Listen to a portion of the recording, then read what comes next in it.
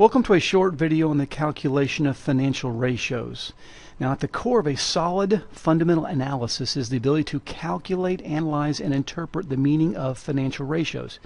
It is a way to spot trends and potential problems. It also is a way to standardize the performance of the balance sheet and the income statement. Now, we're going to look at the four major categories: liquidity, efficiency, financial leverage, and profitability.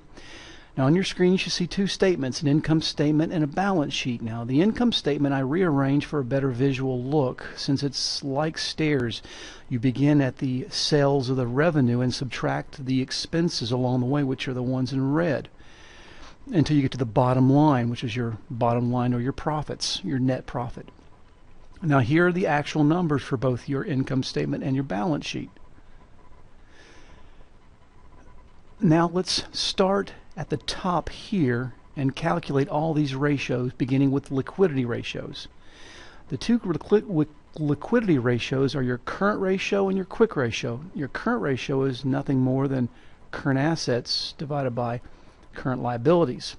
In this case, you have twice as many current assets as you do current liabilities. Depending on the company and what type of inventory they might have, a quick ratio may or may not be an important ratio. In this case, the quick ratio is nothing more than removing our least liquid current asset, which is inventory, and recalculating the current ratio. We call it the quick or the acid test ratio. In this case, $1,000 of inventory is removed, so $4,000 on top, 2.5 thousand on bottom gives us a ratio of 1.6.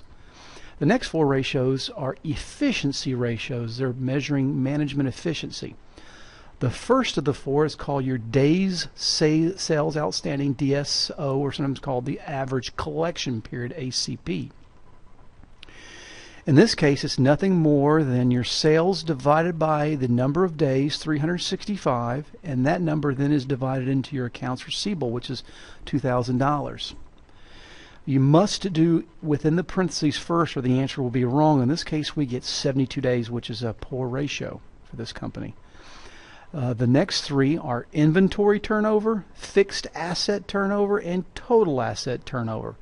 Inventory turnover is nothing more than your cost of goods sold divided by your inventory. In this case, 6,000 divided by 1,000 gives me 6 times. Your fixed turnover is nothing more than sales divided by your net fixed assets.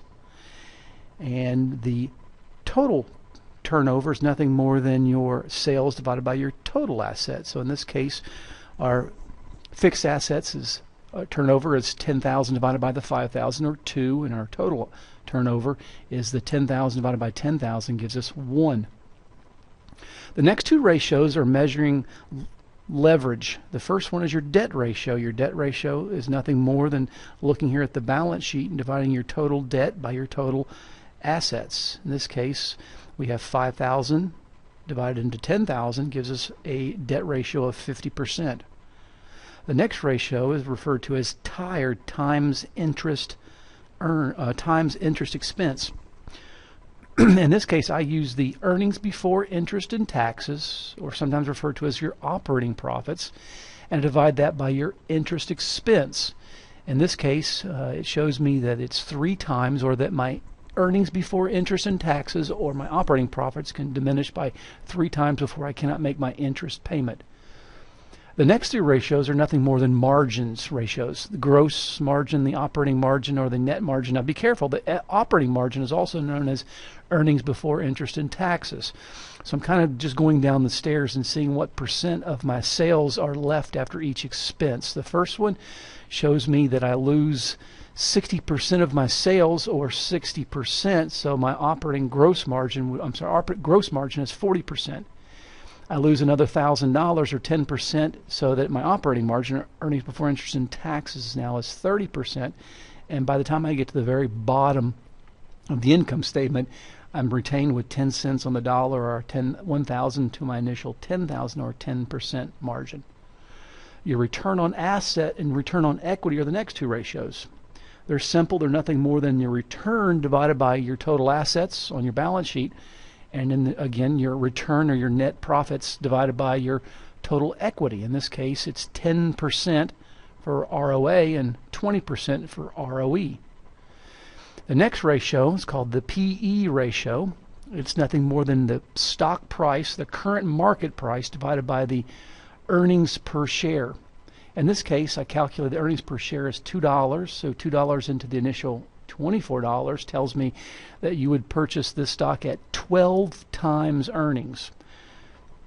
Finally, the market to book ratio is nothing more than your current market price, or what the current market dictates the stock's worth, which is $24, divided by its book value. In this case, its book value is the $5,000.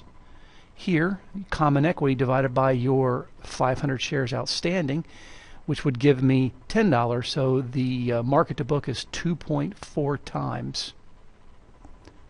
Now, I usually suggest going back over the past 3 years and use only yearly data to eliminate for seasonal factors. Then you compare them to their closest competitors. Also, be aware of the limitations on ratio analysis.